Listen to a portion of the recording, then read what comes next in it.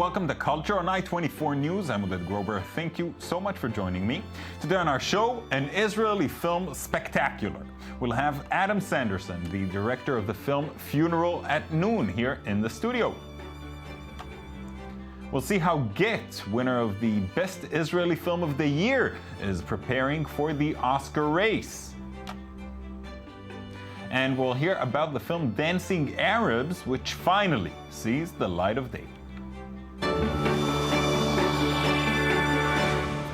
Funeral at Noon is a new film by Israeli director Adam Sanderson. It's an adaptation of the novel by Yeshayahu Koren, which tells of a young woman in 1950s Israel and the relationship she develops with a neighboring kid. Sanderson has previously directed Zohi Sdom, This is Sodom, the 2010 comedy hit. Earlier today, I hosted Adam in our studio. Here's our conversation.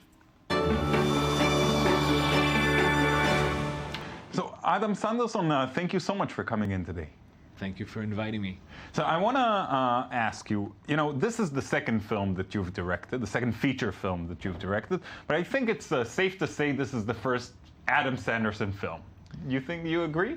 Yeah, I totally agree, because this film is something that I dreamed about for many years. And it's like a passion project because of the book and how it influenced me, and I've carried it for many years. So for me, it's a kind of a dream who came true. Yeah, it's a very different film from your previous one, from This is Sodom. It's very slow paced, kind of takes its time. It's understated. What drove you to make this story? Actually, I thought this will be my first film, because when a friend gave me this book, it was 8 years ago, and in my vision, I thought this is my first film, and but it really took a lot of time to finance it and to find and to work on the script, which was very shaky to hold. And then came Muli Segev from Eretz Nehederet, and he offered me to come and join them for This is Sodom. And I see myself as a filmmaker. I wanted to go and go on that ride. It seemed like a very good thing, to freshen up from this project. And then I made This is Sodom. And after I finished the film, I got this response from the founding that we have enough money to make the funeral. So you came back to this. So I came back, yeah. Right. Now, and you talked about the book. It's known as a great novel. Were you at all afraid a little bit to tackle it? Yeah, I was, because there's this behind every novel there's an author. Right. And that was like my greatest fear in going into this film. But in the first meeting I had with Yeshayahu, he said this thing. He said, "This is my book, and this is your script, and I'm not asking you to make this book into your script. I mean, this is your personal thing, and go ahead." And he gave me this. He was very free spirit about it, and he gave me this a green ticket to go and do my thing. Right. And what was it about the book and the story that caught you, that made it such a passion project for you? I felt that there was something different in the novel, in the way that it was very enigmatic. There was something mysterious about the story. There was a lot of things that I had to imagine, because the author didn't give me the answers for, and I really liked it. I thought that's something that I'm very keen about, and except that I had this very simple vision that really stuck onto me, which was this lady, the housewife, the Hagar, the main character, and I imagine her walking alone in an empty house, and I don't know why this vision really caught on to me, and I felt that I have to go and find and touch that vision and make it into a film. Right. I must say that feeling of mystery that you speak of carries very well onto the film. So good job there. Thank you. You know, in terms of approaching a commercial project like This Is Sodom and approaching this sort of project, is it totally different, or there are things that really remain the same? I think there's a lot of course, there's a lot of difference between the two projects, but I think maybe the major difference is like there's a lot of places to fall back when you make a big commercial film. Star-studded. There's stars. There's money. There's producers. There's a lot of opinions, and you like they hold you. And you can fall, and you can. It's a shared responsibility. It's a shared responsibility, and when you make this personal film, which is very is like low budget in front of that film, the responsibility is more on you, and you hold it, and like it's very emotional, and everything is like it's like built on your. It's your guts on the screen. Your guts on the screen, yeah. So I mean, you get a bit from making a film with other people, right, in the terms that it's like you have that feel of a cooperative or right, like a big group, but the soul and your own personality is a bit hidden when you make such a film. Right. And I mean, other than This Is Sodom, you've also made many commercials and music videos and television work. You even have one that's going on right now. We'll talk about that later. Did you come prepared in that sense? Did all these projects prepare you, or was there still something that caught you off guard, that you were surprised of while making the film? I think it's a bit like I know how to play the guitar. Okay, but the song is different from everything. I mean, the making commercials and music videos is like the tools, but it's just tools in the end of the day. And I mean, it gives me a lot of I have a lot of confidence in that place of, you know, I worked with people. I had like different sets and things, but making your own story is like that's the big issue. I mean, the tools are like they fly in the air when you go into that. So what are you working on now? There's this new TV series that I co-created with Shachar Magen, and I directed, which is called Betulot in Hebrew. And I guess translates to somewhere like mermaids or sirens, or right? And it's a thriller. It's on now. Yeah, it's on, and it's getting great reviews. Is there a film coming as well? I'm working on a new adaptation of a book by Saul Bellow. And it's called The Victim, and it's just a lot to look forward to. Yeah, thank you. Thank you so much, Adam.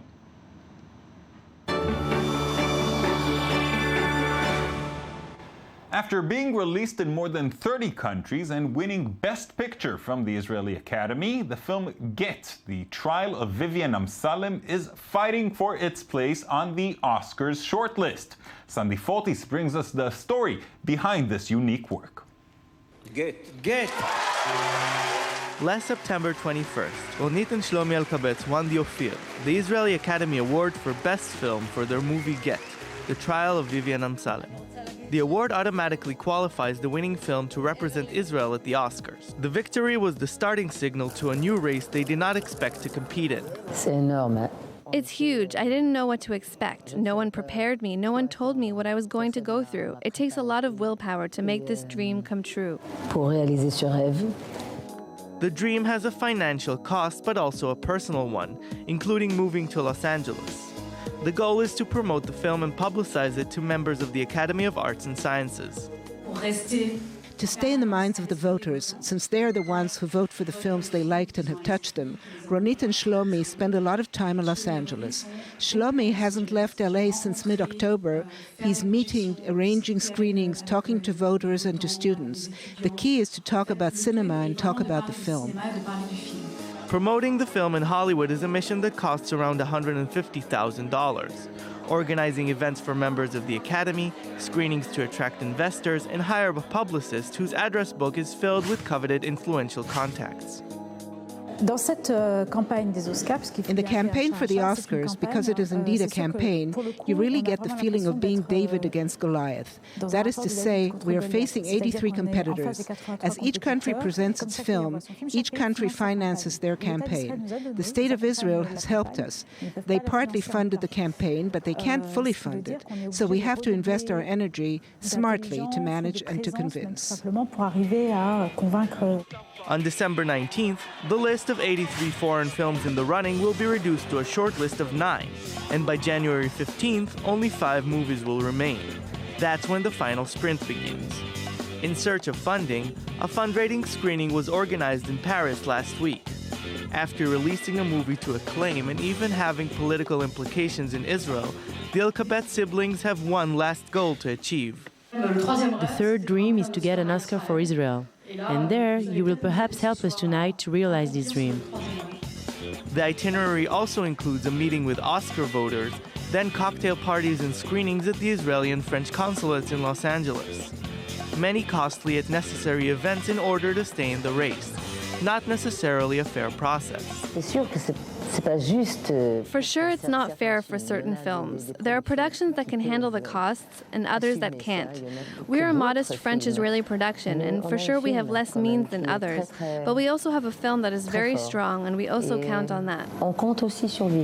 Will the production team of GETT manage to overcome all these obstacles to reach the finish line? We'll know the answer on February 22nd. In a moment, we'll hear about the belated release of the film Dancing Arabs, but first, our cultural recommendation for the day.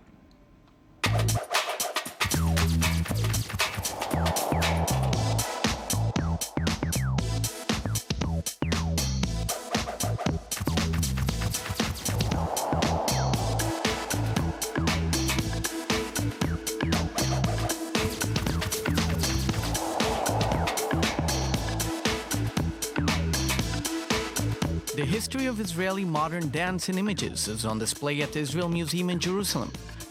Photos, videos, posters, and drawings. Out of Circle honors Israeli dance scene since the 1920s in an exhibition accompanied by performances created by talented choreographers such as Roy Asaf, Oded Graf, and Renana Raz. The circle that has no beginning nor end is supposed to represent the evolution of modern Israeli society. Out of the Circle also celebrates two major Israeli institutions, the Bat Sheva Dance Company for its 50th anniversary and the Susan Delal Center, which celebrates its first quarter of a century.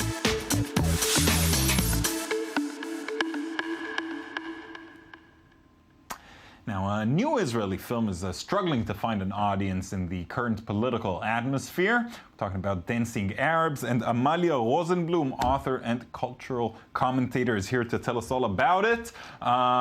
Great to have you. Thanks. So, is it still even called Dancing Arabs? Well, you see, the thing is, I think they're so anxious about releasing it with even this title, the original title, that they've now renamed it. They added borrowed identity, so it's called Dancing Arabs Borrowed Identity, which makes it sound a kind of an action film scent. Exactly, which is not what it is. It's pretty far from the truth, right? I mean, what is it about? It's still a coming-of-age story of an Arab Israeli youth struggling with his cultural identity, borrowed identity, right. And there shouldn't be any problem with that, right? You would imagine. But apparently, not everybody was. Well, I don't know that not everybody was happy, but certain decisions were made. Yeah, the producers were fearful. It was supposed to be released this summer, and then the fighting in Gaza took place, and suddenly there was a feeling, that people were leaning more to the right, and were not going to be as receptive to anything that had to do with Arab culture or Arab Israelis. From a cultural, accepting, warm, or lighthearted perspective. Right. And that's even though the person responsible for this film is Said Kashua, a very well-respected writer. A popular columnist. Kashua writes in the Haaretz every week. He has a good following. He wrote a TV series that was well-received. He wrote 2 novels that people liked. He writes in Hebrew. he writes in Hebrew, and still all those things did not help the film.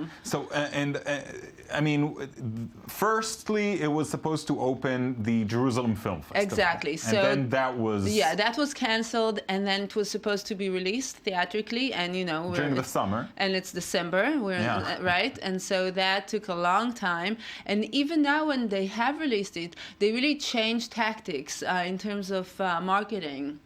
How so? They almost practically removed and sort of hidden all the credits of the Arab cast and crew. Sayed Kashua's name has been marginalized, and the main actor, his name is Tawfiq Bohum, and he's now been pushed down, and the first billing goes to the Jewish Israeli supporting cast. Right.